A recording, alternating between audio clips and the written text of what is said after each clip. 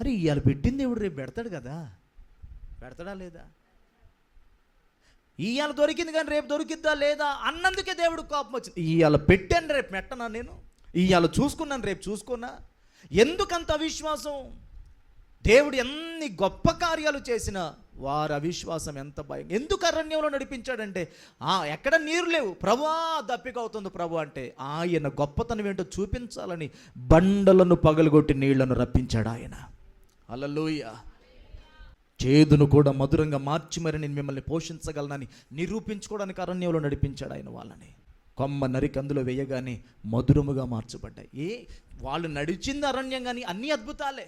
వాళ్ళు నడిచింది అరణ్యములో కానీ ఎండ తగలనిచ్చాడు దేవుడు. రాత్రిపూట వాళ్ళకి లైట్లు లేవు, ఏంటి వాళ్ళకి కాంతి? ఆయనే అగ్నిస్తంభం.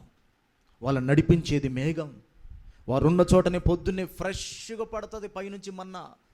దేవుడు వాళ్ళని అలా పోషించాడు. ఎందుకు? ఇంత తిన్నా, ఇంత నడిచినా, ఇంత తాగినా, ఇంత బ్రతికినా వారిలో ఉన్న అవిశ్వాసం. దేవుడు ఇత్తడా ఇత్తడా ఇత్తడా ఇత్తడా అనుకుంటున్నాయి, అక్కడే చచ్చిపోయారు అరణ్యంలో. ఎందుకు ఈ మాట చెప్తున్నానంటే అరణ్యములు నడిపించింది కూడా వారిని పరీక్షించడానికే దేవుడు.